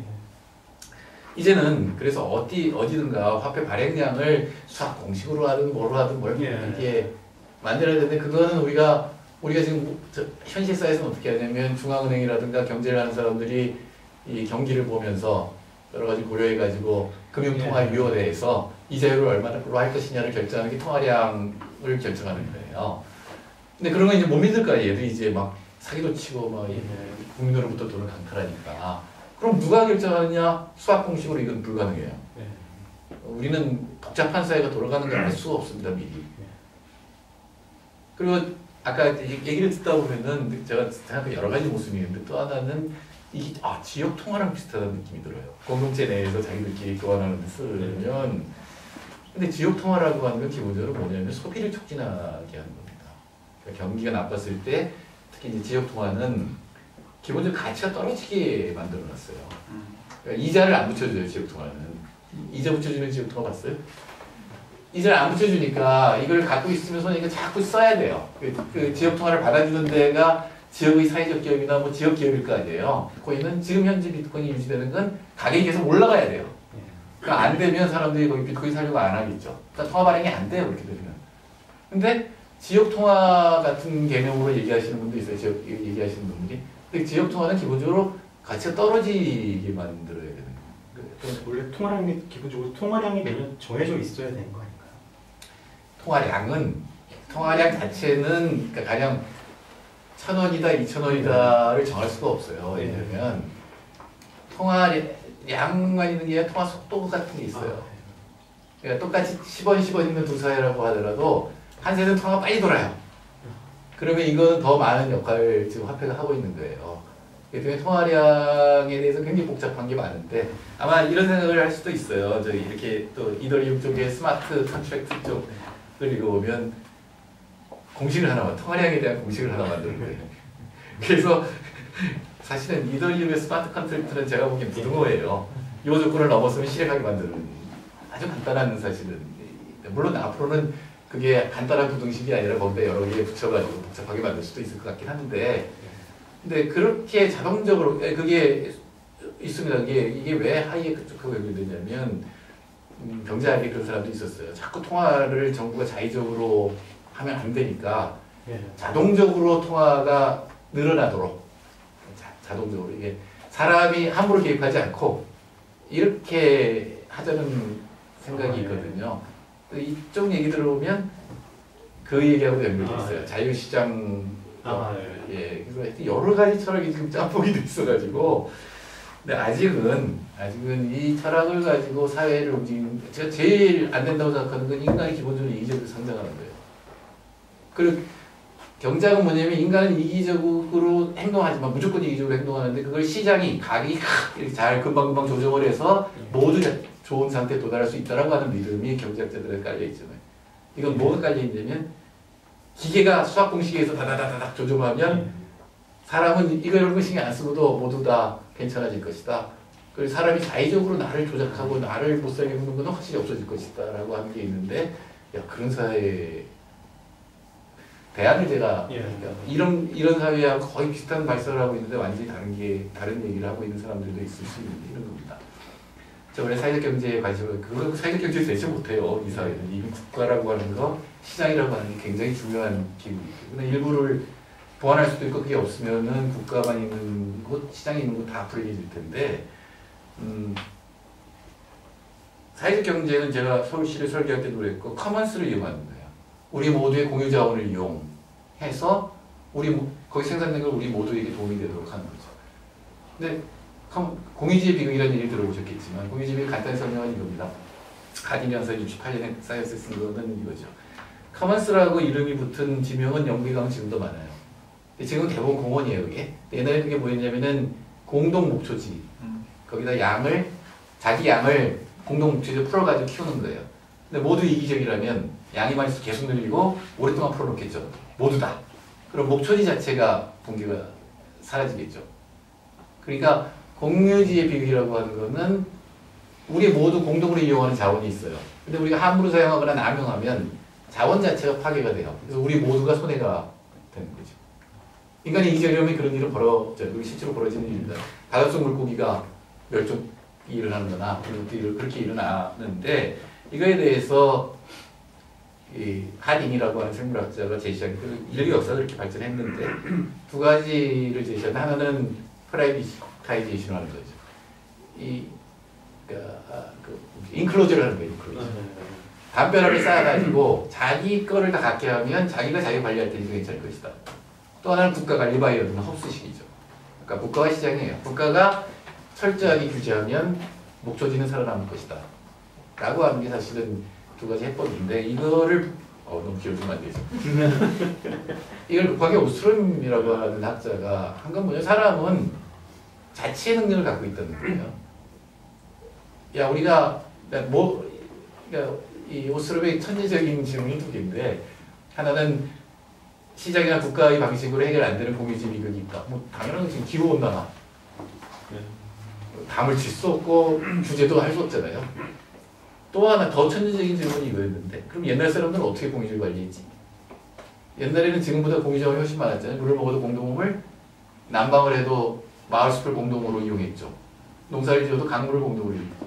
정말 이기적으로 행동하면 공유지 비극이 일어나서 다 죽어야 되는데 살아남았다. 그걸 세계 500개의 사례를 연구를 실제로 하고 그 공통점을 찾아내는데 그건 결론이 이거예요. 사람들은 마을 숲을 관리하는 방법에 대해서 모두 모여서 규칙에 합의하고 서로 그걸 지키려고 노력하고 규칙을 어긴 자는 처벌해서 무임승차를 막으면서 해왔다는 거예요. 사람은 이기적인 측면 분명히 갖고 있지만 동시에 남을 생각할 줄도 알고 전체를 생각할 줄 알기 때문에 이기적인 걸로 자꾸 바꿔놓으면 사회는 삭막해지고 찢어진다는 칼폴라니 사상이고 그러니까 이 부분을 인간이 이기적인 게 아니라 제도가 인간을 이기적으로 만들지 않게 해서 좀 더 낫게 만들자라고 하는 게 사회적 경제입니다. 그러니까 사회적 경제에서 기본 운영은 서로 협동조합이라는 게 좋죠. 그러니까 연대, 서로 믿고 연대에 의해서 문제를 해결해, 사회적 딜레마라고 하는 걸 해결해 나가는 거. 거의 비슷한 커먼스인데 제가 요새 관심을 가진 건 젊은이들이 사회적 경제 그러면 지역 공동체를 생각하잖아요. 마을. 좀 보수적이고 재미없잖아요. 근데 디지털 커먼스도 있잖아요. 바로 이거. 지금 우리가 얘기하고 있는 정보들, 지식들은 이거 사실은 모두 이용할 수 있는 거죠. 물론 오스트롬의 공유지하고는 다른데, 커먼스하고는 다른데 디지털 커먼스를 그럼 이 디지털 커먼스에 있는 정보를 우리가 모두 이용해서 뭔가 만들고 그거를 모두 이용할 수 있게 할 수 있지 않을까라는 사고를 한 사람도 있어요. 오픈 코퍼레이티비즘이라든가 디지털 커먼스 주장하는 사람들이 있는데 이게 어떻게 보면 사람들로는 비슷해요. 제가 보기에는 이 비트코인 공동체 이 사람들하고 비슷한 해커들 같은 사람들이에요. 근데 한쪽에서는 아까 지금 펀딩 때문에 지독하게 인간은 이기적이라고 상정하고 있는 거죠. 그리고 그거를 수학 공식 같은 걸로 아주 극단적으로 수학 공식으로 세상을 다 옮길 수 있다는 사람들도 있어요. 프로그램 소사이티인가 뭐에 있어요. 근데 이쪽은 지금 뭘 생각하냐면 저도 그게 고민인데 비슷한 두 부류의 공유 디지털 지식을 이용하는 겁니다. 어차피 비트코인 뭐 블록체인에 있는 정보들 그거에 대한 사회 과학기술자들 이런 사람들 해커들이에요. 어떻게 보면은 또는 아까 뭐라고 표현했지? 방에 처박혀 있는 애들. 오타쿠 같은 애들인데 한쪽에서는 이걸 이용해서 사람들에게 도움이 되는 소프트웨어라든가 있잖아요. 위키피디아라든가 프리 소프트웨어들이 있잖아요. 그리고 그 소프트웨어를 이용해서 지역에서 진짜 필요한 물건들을 값싸게 만들어내는 그걸 상상할 수도 있는 거죠. 이건 사실은 사람들 사이에는 서로 협동할 수 있는 능력이 있다고 상정을 하는 거예요. 다만 문제는 그거예요. 옛날에도 그랬는데 제가 실리콘밸리를 저 박사 때 처음 연구를 했는데 못 썼지만 실리콘밸리에 원래 해커들이 좀 있었어요. 천재 해커들이 있었는데 그 중에 한 놈이 빌 게이츠예요. 또 한 사람이 스톨먼이라는 사람이에요. 리처드 스톨먼이라고 리눅스를 나중에 만들어낸 사람입니다. 원래 이 사람들은 제가 얘기하는 우리 이 인터넷이라고 하는 이 공유 자원을 잘 거기서 뭔가를 생산하게 만들어서 우리 인간이 모두 이용하게 하죠. 이게 리눅스의 철학이죠. 근데 이 자식이 배반하는 거예요. 빌 게이츠가. 그래서 자기들끼리 논의해서 여태까지 만들어 놓은 거를 사유화해가지고 돈을 왕창 벌어버린 거죠. 그러면 이런 생각이 들잖아요. 똑같은 기술과 똑같은 해커예요. 똑같이 이 인터넷을 이용하고 또 인터넷 위에 있는 지금은 블록체인이라고 하는 그 위에 얹혀진 것들을 이용하는데 한 놈은 벼락부자가 돼요. 아까 900억이라고 했잖아요. 근데 한 놈은 그거 가지고 세상을 위해서 자유롭게 쓸 수 있는 걸 만들면 얘는 진짜 돈이 없는 거죠. 그럼 이걸 어떻게 이걸 이렇게 좀 이쪽에 초강력 인센티브가 들어가 있는 거예요. 내가 갑자기 재벌이 될 수 있다라고 막 밤새도록 그것 때문에 막 일을 하게 만드는 거고 한쪽은 전체를 위해서 나는 일을 해야 되는데 어쩌면 물적인 것만 생각하면 이 사람들은 의욕이 없어질 수도 있잖아. 왜 목살도 힘든데 이 사람들한테 어떻게 생활을 보장할 것이냐. 만약 이런 건 어떨까요? 우리가 그 벌어들인 돈을 상당 부분을 그 후세대라든가 공동의 다른 해커들도 쓸 수 있도록 내놓는다면 그러니까 이거는 사실 공유자원을 이용해서 거기서 나온 수익으로 기본소득을 주는 거죠. 그러면 그 공동체도 유지되고 어떤 사람은 물론 돈을 더 많이 벌 수도 있는데 그래도 그 사람이 번 돈의 그 이제 안에서 미리 합의를 하는 룰이죠. 50%를 내놓을 건지 70%를 내놓을 건지 뭐 이런 게 가능하지 않을까. 근데 만일에 한쪽이 맞다고 얘기하고 인간이 이기적이라고 생각하고 그게 이 기계적인 수학 공식에 의해서 인간 간의 관계가 결정되어 잘 될 거라고 생각하면 그거는 또 다른 하나의 환상이라고 저는 생각합니다. 그런 사회가 가능하지도 않거든요. 하나 말이 많네요. 궁금한 게요. 뭔가 이렇게 투자가 들어가면 생산이 있어야 되잖아요. 그러니까 뭐 아마존 같은 경우에 이제 그 AWS에서 거기서 뭐 기계도 생산이 되고 아마존 프라임이 나오고 뭐 이런 식으로 계속 발전이 돼서 거기에서 이제 하나 생태가 돼서 돈들이 실제적으로 이렇게 도는 과정들이 생기는데 비트코인 같은 경우에는 사람들이 투자를 그냥 단지 그 코인에 하는 거잖아요. 이제 그건 제가 말씀을 드린 네, 그 전에 한 가지 뭐 말씀을 듣다 보니까 그 계속 이제 그 엘리노 노스트롬이라고 하는 경제학자 얘기를 사실 정치학자인데 양반 얘기를 많이 하셨는데 갑자기 떠오른 게 그 양반이 여성으로는 최초로 노벨 경제학상을 받았거든요. 최초자 최후죠. 네, 최초자 최후죠. 앞으로도 최고가 될지도 모르겠지만 어쨌든 간에 근데 그분이 또 노벨 경제학상을 받은 게 또 2009년이에요.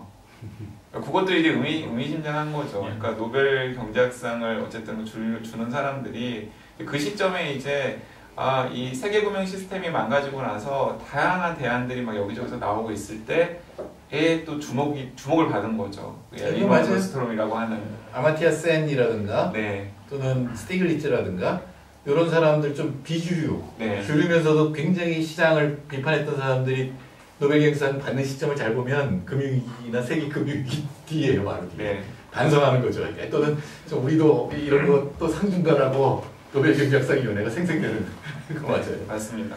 그리고 그 방금 질문하신 건 이제 그게 이제 그래서 그 블록체인 시스템이 이제 어떤 식으로 활용할지와 이제 관련이 돼 있는 건데요. 예를 들자면 이런 겁니다. 그러니까 우리가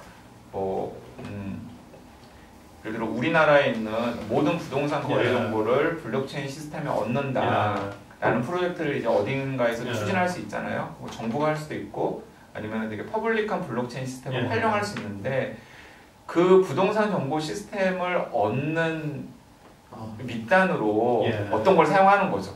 근데 대부분의 사람들이 어떤 그 블록체인 기술보다는 대부분 이제 거기 투자하는 게 내가 너보다 부자로 살았으면 좋겠다 하는 마음으로 거기에 투자하는 거 아닌가요? 일반인은 그렇죠. 주식하는 건 아니죠. 네. 주식보다 훨씬 빨리 올라가죠. 이거라고 믿으니까. 그러니까 예를 들자면은 제가 뭐 한 가지 사례를 예를 들자면 그러니까 이제 의료정보 시스템이 가장 이제 민감한 게 사실 프라이버시 정보가 가장 민감하잖아요. 그래서 지금 의료정보 시스템이 사실 이러면 얼마나 편해요. 병원과 병원 사이 의료정보 시스템이 다 왔다 갔다 하고 그리고 또 자기가 자기 의료정보 시스템을 언제든지 열람할 수 있고 이러면 되게 편리하잖아요. 근데 그게 이제 현실에서 구현이 안 되는 게 개인의 의료정보 시스템은 굉장히 민감한 사적인 정보이기 때문에 그게 만약에 유출이 되거나 아니면은 뭐 악의를 가지고 있는 어떤 집단이 활용을 하게 되거나 혹은 국가가 악의를 가지고 활용을 하게 되거나 등등등 여러 가지 문제들이 생기기 때문에 아직까지 그런 일이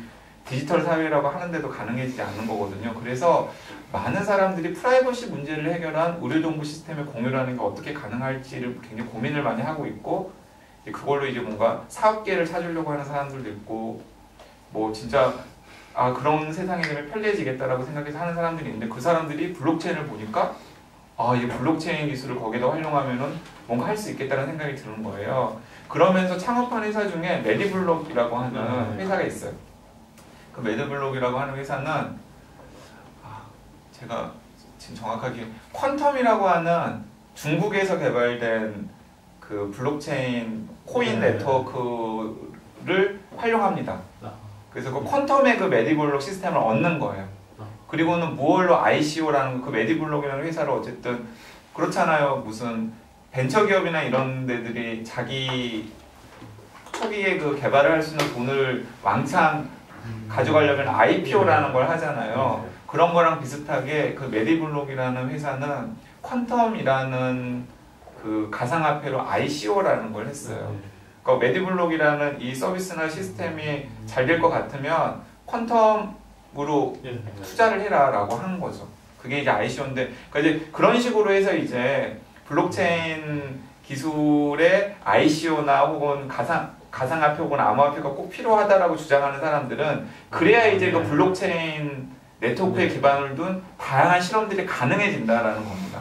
근데 이제 저는 근데 그 대목은 전적으로 정태인 선생님께 동의해요. 그러니까 기본적으로 블록체인 시스템을 설계하고 그 다음에 그것에 대해서 뭔가 아이디어를 가지고 있는 사람들은 되게 인간의 인센티브에 반응하는 존재라는 전제를 깔고 있다라는 데 동의하고요. 그리고 또 한편으로는 그 산업 자체가 굉장히 그 자본주의의 그런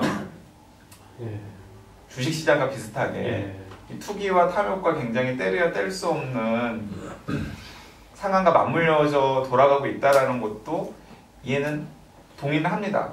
하지만은 저는 지금 정부가 이런 식으로 규제를 하는 방식은 아닌 것 같아요. 지금 안 돼요. 그러니까 이 얘기가 좀 더 약간 이런 얘기를 하면 아까 오스럼 얘기했잖아요. 그러니까 공유제 비극은 사람들이 자기 이기적으로 행동해서 공유자원이 파괴되는 거죠. 근데 디지털 커먼스는 성격이 달라요. 이용하고 할수록 커먼스가 파괴가 안 돼요. 안 되죠. 더 늘어나요. 늘어나죠. 근데 여기서의 딜레마는 뭐냐면 지적재산권 같은 것들이에요. 여기서 인클로저가 문제가 되는 거예요. 그렇죠. 그러니까 바로 그 지적재산권이 그런 논문을 읽으려면 2만 원 내야 된다. 맞습니다. 그러니까 그게 이런 거예요. 그러니까 라인 강이 옛날에 있었잖아요. 여러 나라가 이렇게 걸려 있잖아요. 모든 나라의 공유자원인데 각 나라가 라인 강에서 통행세를 받아요. 그 자기 나라 들어갈 때마다. 그럼 라인 강이 이용은 줄어들겠죠.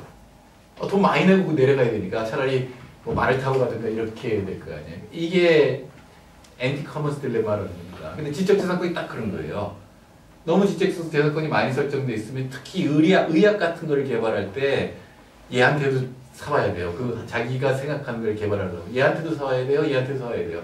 가격이 무지 높아져가지고 이제는 쓸만한 약을 만들었는데 가난한 사람은 약을 못 먹게 만들어 놓는다는 거죠. 그러니까 사실 여기서의 디지털 커먼스의 딜레마는 이거고 이걸 어떻게 할 것인가의 문제인데 아까 좀 전에 메디 얘들이 그러면 투자한 사람들한테 돈을 돌려줘야 될 거 아니에요. 돈을 돌려주려면 지적재산권을 따야 되는 거죠. 그리고 거기서 돈을 받아서 돌려줘야 되는 거잖아요.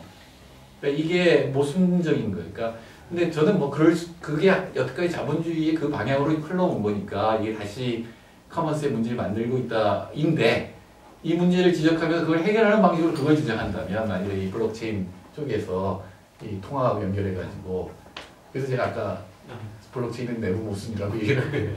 그러니까 정태인 선생님께서 그 아까 말씀하시면서 이제 중요한 어쨌든 제안 같은 걸 해주신 것 같아요. 그러니까 이 블록체인 테크놀로지가 공익을 위하는 방향으로 사용이 되면서도 뭔가 기존의 이제 공유주의 비극과 같은 문제들을 해결할 수 있는 어떤 방안을 사실은 살짝 말씀을 하셨거든요. 그러니까 어쨌든 간에 블록체인 기술이 돌아가려면은 뭔가 자원이 투여가 돼야 되고 그 자원에 대한 인센티브가 어쨌든 보장이 되어야 되는데 예를 들어서 그렇게 만들어진 어떤 가치의 상당 부분을 사실은 이제 다른 주머니 같은 걸 하나 만들어 놓은 다음에 그 주머니를 통해서 이제 그 시스템 유지에 기여하는 사람들, 단순히 공익적인 목적으로 그 시스템 유지에 기여하는 사람들에게 약간의 그런 보상으로 줄 수 있는 어떤 게 마련이 된다면은, 그러니까 그게 어떤 형태일지는 저는 잘 모르겠어요. 그게 어떤 형태일지는 잘 모르겠지만은 어쨌든 그 뭔가 되게 공익적인 목적으로 소프트웨어를 개발하기도 하고 네트워크를 유지를 하는데 가장 큰 문제가 뭐냐면은 지속적으로 거기에 기여를 한 사람들에게 최소 어째 생계는 보장을 해줘야 되는 거잖아요. 그리고 명예 외에도 이제 약간의 그런 빌 게이츠 같은 사람만 돈을 버는 게 아니라 그런 사람들이 이제 명예에 덧붙여가지고 명성에 덧붙여서 약간의 먹고 살만한 무엇인가를 줄 수 있는 그런 게 만들어지면은 그러면 우리가 생각하는 해피한 공동체 사회가 될 텐데 그런 것들을 해줄 수 있는 어떤 것들이 또 나올 수도 있지 않을까라는 생각도 듭니다. 그래서 저는 다양한 방식으로 실험이 될 수 있는 여지를 만들어주는 게 필요하지 않을까라는 생각이 들어요. 그러니까 한번 강풍을 겪었으니까 작년에.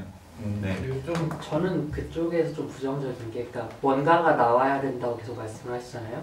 근데 그 뭔가가 없는 게 되게 문제인 것 같아요. 그러니까 네. 이게 뭐냐면 그 지금 블록체인 여러 화폐를 저도 거래를 많이 해보고 뭐 전송되고 많이 써봤는데 쓸모가 없다는 느낌이 들어요. 그러니까 이게 무슨 공익 같은 선악의 가치 평가를 배제하고, 저는 공학을 전공했는데 효율성의 문제에서만 보면 굉장히 비효율적인 시스템인 거예요.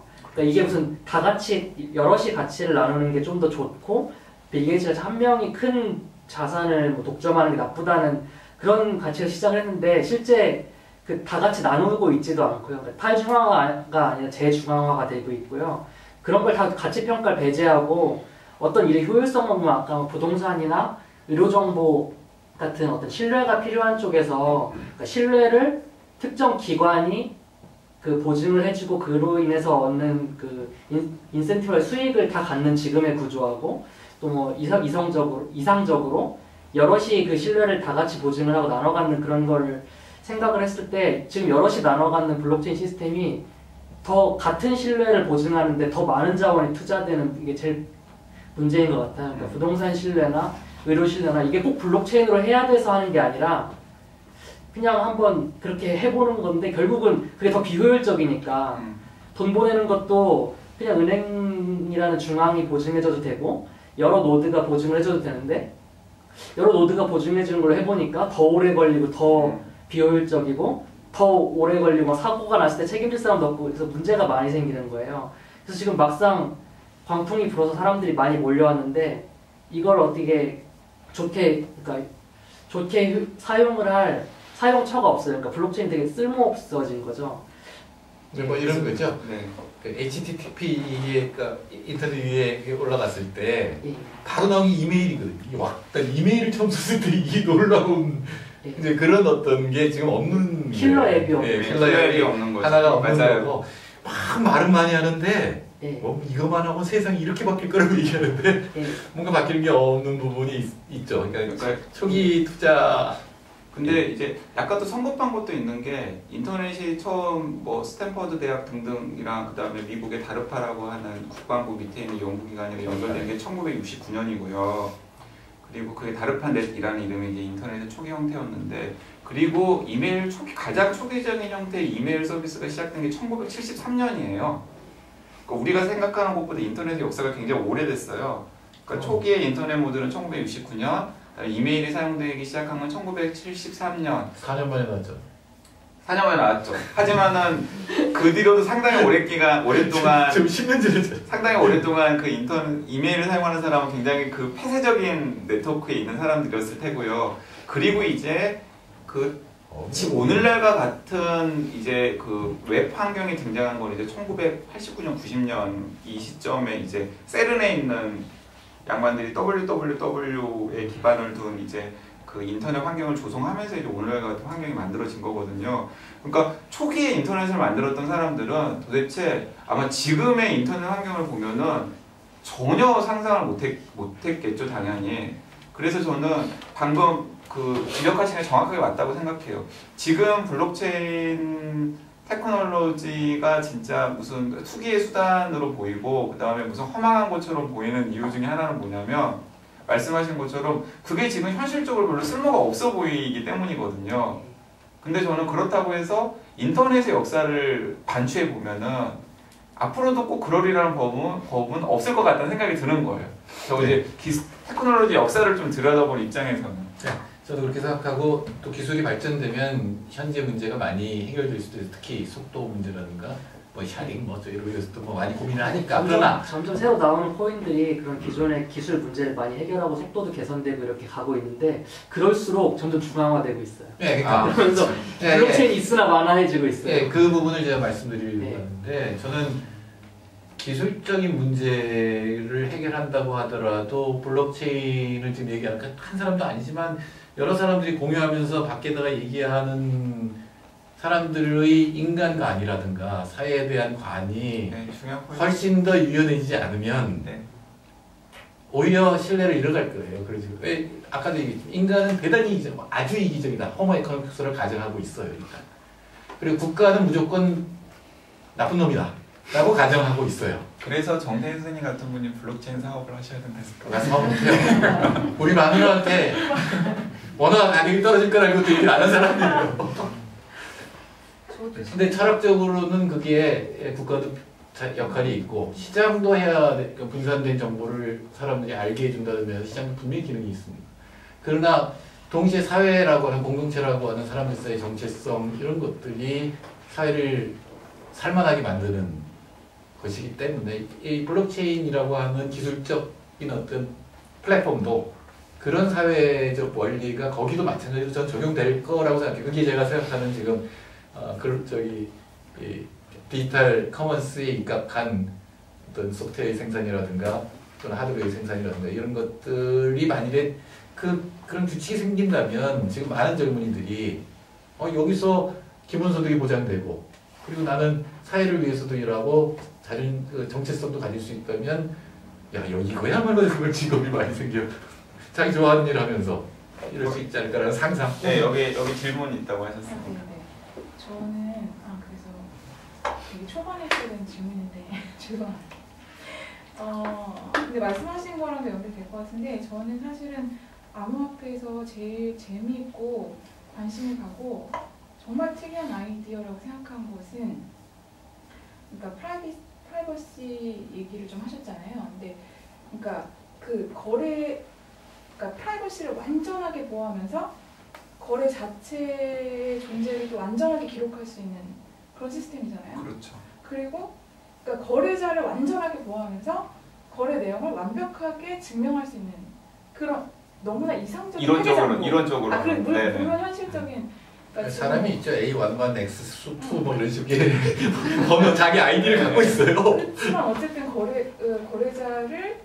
거래자의 정보를 거의 그러니까 뭐 몇 가지 이제 뭐 계속 뚫리고 보완해 나오고 이런 것이 있지만 그 아이디어 자체가 저는 굉장히 좀 정말 생전 처음 들어보는 그러니까 웹의 완벽한 버전 같은 느낌이었고 그러니까 지금 지역 카페나 로컬 그거랑 다르죠. 하셔서 그러니까 되게 달라요. 재밌었는데 그러니까 모순적이어서 그런 비슷한 측면도 나온다고 말씀하셨지만 사실은 그러니까 신뢰라는 것을 이런 면대면의 정보가 전혀 없이 그 개별자에 대한 정보가 전혀 없이 어떤 신뢰에 뭐가 돌아가게 만드는 어떤 시스템이 가능할지를 고민합니다. 그러니까 신뢰를 네. 사람을 신뢰하는 게 아니고 그렇죠.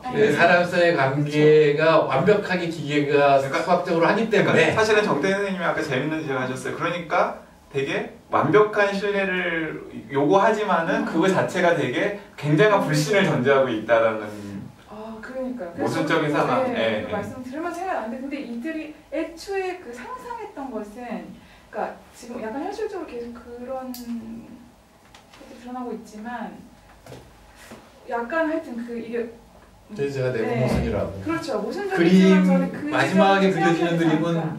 아름다운 공동체예요. 그래서 자꾸 이 사람들이 트러스트리스라는 말하고 트러스트한 말을 동시에 써요. 아니 때로는 트러스트 소사이티, 때로는 저기- 트러스트리스 소사이티라고 그러니까 써요. 맥락에 대한 신뢰가 아니라 그거 자체에 대한 그러니까 예를 들어 거래자에 대한 신뢰가 아니라 거래 자체에 대한 것을 그게 난 추천할 수 혹시 있다 여기 했지만. 관심이 있으시면은 저기 인터넷에서 이제 각 유명한 코인들마다 화이트 그 페이퍼가 있어요. 그거 번역된 것도 많이 있거든요. 영어 잘하시는 분은 영어로 읽어보시면 좋은데 다 혁명 선언문이에요.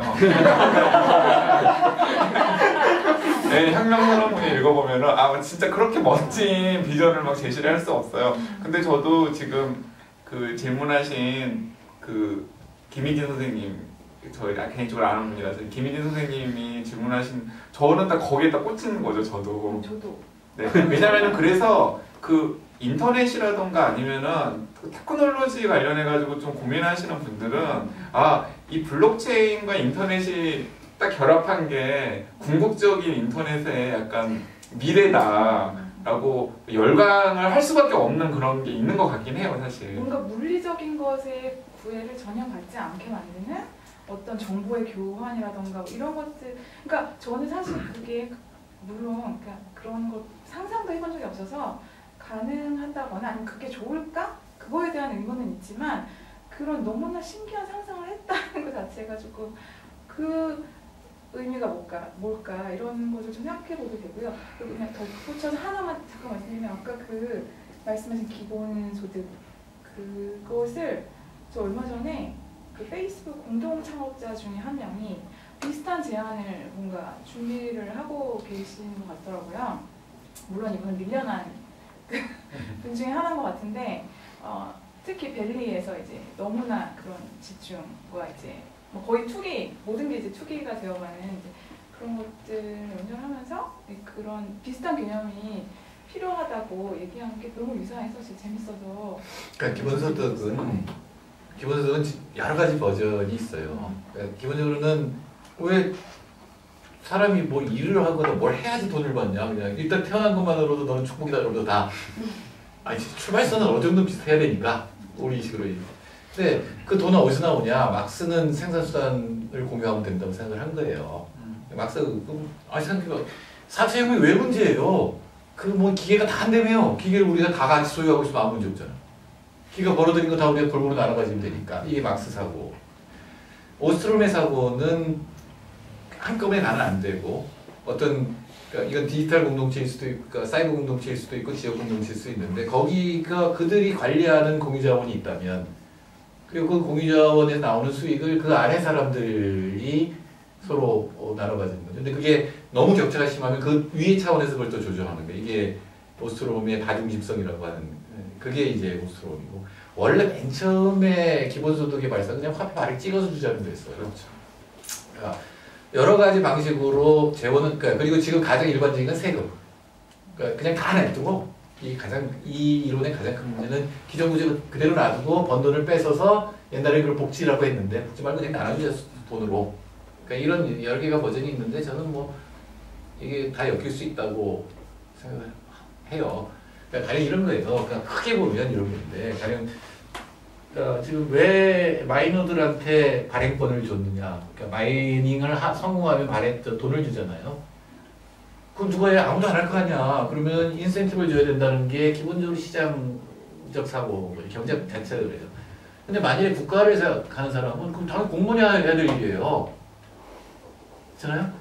누군가 모두를 위해서 이 블록 기획을 해서 블록을 만드는 일은 당연히 공무원이 해야 될 일이지. 전체를 위해서 우리가 그래서 너 월급 주는 거 아니야? 그러니까 네가 그거 해라고 할 수도 있는 거죠. 근데 이제 공무원을 안 믿으면 우리가 하는데 우리 중에 다 프리라이딩 할 거냐 이기적이라면 라고 상정을 해놓으면 그러니까 자꾸 인센티브를 강력하게 주게 되는 건데 저는 이상하네요. 저는 이거를 잘할 수 있는 사람한테 우리가 얼마를 모아주고 얘가 좀 하게 하고 그리고 얘도 뭐 여러 사람이 도와줘서 내가 이걸 해서 뭘 번 거니까 또 수익이 나오면 그 새로운 프로젝트를 해서 수익이 나오면 또 나눠갖고 이게 적어도 국지적으로는 좀 충분히 가능하다고 생각하거든요. 뭐 제 역할이 이런 역할인 것 같으니까 깨알 같은 정보를 하나 드리자면 그 참여연대 출신으로 지금 조세연구원이라는 데서 정부 돈 받아가면서 연구를 하시는 분이 계시거든요. 그 최한수 박사라는 분인데 그분이 지난 한 2년 동안 한국에서 기본소득 제도를 도입할 때의 효과 같은 것들을 연구를 했어요. 그게 최근에 보고서로 나왔거든요. 인터넷에서 검색하셔서 받아보실 수도 있으니까 관심 있으시면 한번 거기에 이제 기본소득의 정의부터 시작해서 기본소득에 대한 여러 가지 입장, 그리고 한국에서 실제로 기본소득을 도입했을 때 그게 이제 기존의 복지제도 재원이랑 등등이랑 어떤 식으로 조화를 이룰 수 있을지 없을지 등등을 다 연구를 해놓은 보고서거든요. 관심이 있으시면 한번 찾아보셔도 좋을 것 같고요. 굉장히 양질의 보고서 같다는 생각이 들어서 제가 깨알같이 소개를 해드리고요. 이제 막 이제 약간의 몇 분의 질문을 받고서 이제 마무리를 해야 될 시간인데 벌써 시간이 많이 돼가지고, 근데 제가 이제 저는 과학기술 쪽에 관심이 많기 때문에 제가 한 가지를 말씀을 드리자면은, 저는 과학기술과 사회관계에 관심이 많거든요. 그럼 이제 어떤 과학기술이 등장했을 때 그 과학기술을 평가하는 방법 중에서 이제 한 가지 중요한 방법은 뭐냐면, 이 과학기술을 누가 싫어하고 누가 좋아하는지에 대한 관계의 망을 그려보면은 그 기술의 실체를 좀 정확하게 알 수 있거든요.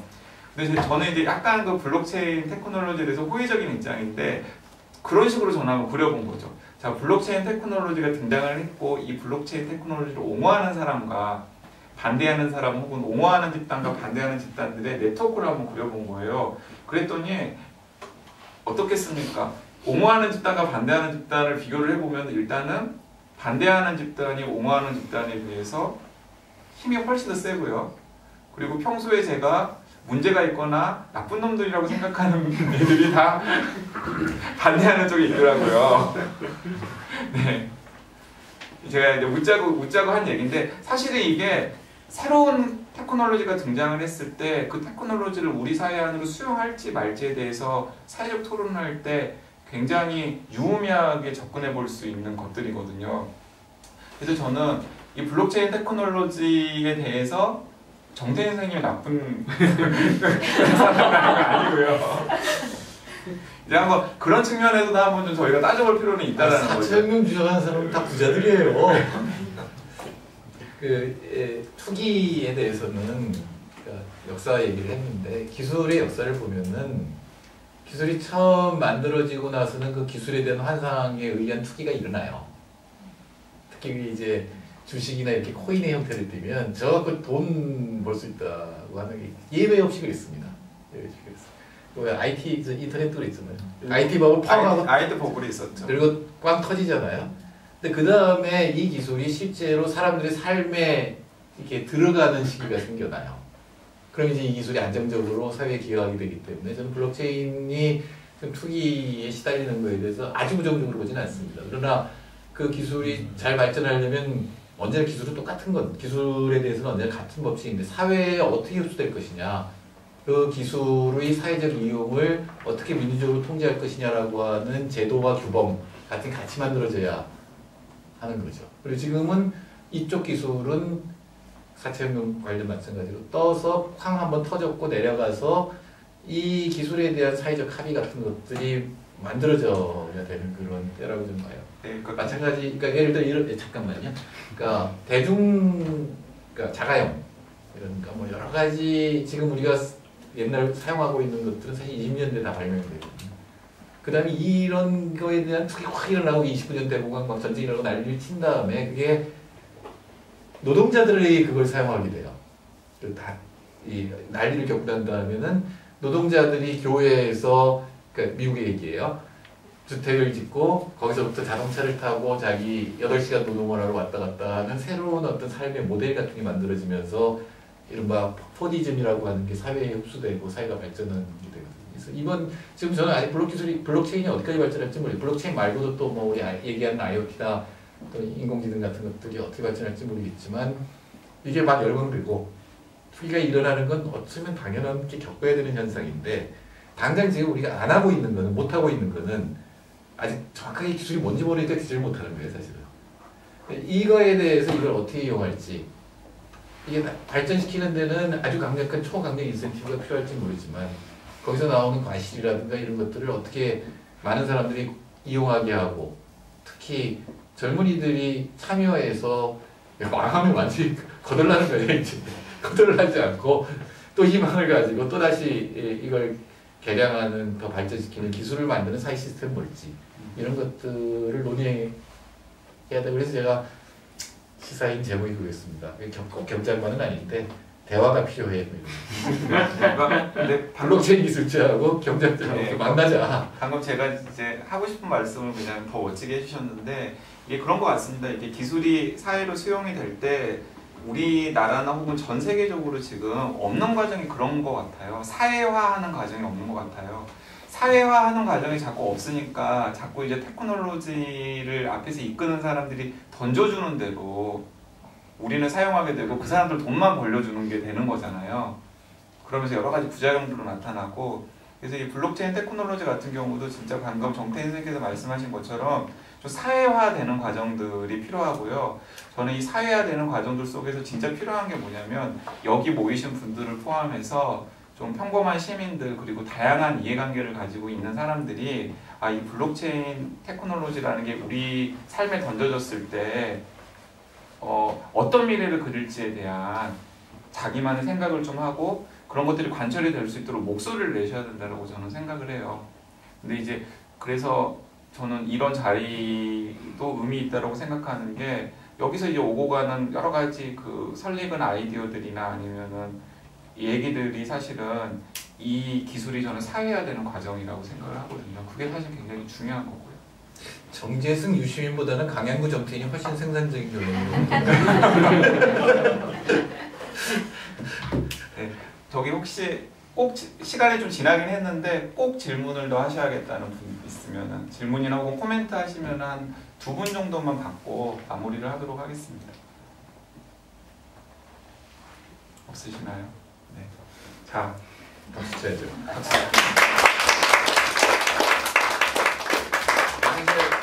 저도 그렇고 정태인 선생님도 그렇고 이런 자리를 해본 건 처음이라서 상당히 진행이 그렇게 매끄럽지는 않았던 것도 같은데 재밌으셨어요?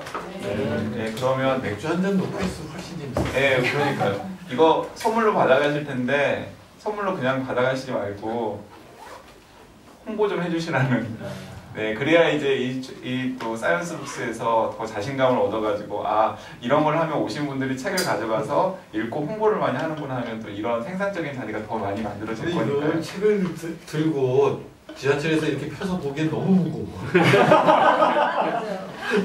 그게 네. 최고죠. 근데 이 책이 저도 읽었고 정태인 선생도 읽었는데 진짜 그냥 돈을 매개로 한 경제 현상에 대한 백과사전 같은 책인 것 같아요. 그래서 아마 교육 현장에 있으신 분들이 활용하면 제일 좋을 것 같고요. 그리고 또 일상적으로도 꽂아놓고 뭔가 좀 무슨 새로운 경제 용어라던가 아니면 어떤 경제 현상에 대해서 궁금한 게 있을 때마다 뒤에 색인이나 아니면은 목차 찾아가지고 이제 들여다보기에는 굉장히 좋은 책일 것 같다는 생각이 듭니다. 이런 것도 할 수 있을 것 같아요. 사이언스북에서 이 책을 혼자 굉장히 많은 내용이 들어있고 핵심적인 내용을 그래픽으로 아주 쉽게 이해할 수 있게 했지만 그 짧기 때문에 말이 짧기 때문에 그렇게 쉽진 않아요. 그러니까 상당한 경제학적 지식이 있는 사람한테는 이렇게 한 번에 단번에 이해시켜주는구나라고 생각하지만 그 상당한 경제 지식이 없으면 그림은 알겠는데 이게 도대체 연결이 안 되게 돼 있어요. 그러니까 이 논리가. 그러니까 사이언스북에서 만일에 돈의 원리 그러면 정말로 저 같은 사람 말고 화폐금융 전공한 예를 들어서 전성희 교수 같은 분으로 하여금 이거를 그러니까 그림과 설명을 해주도록 그 원리를 직관적인 설명을 하는 그런 강좌 같은 걸 만들면 전성희 교수 같은 100명은 들 거니까 한 번에 100권씩 할 수 있겠죠.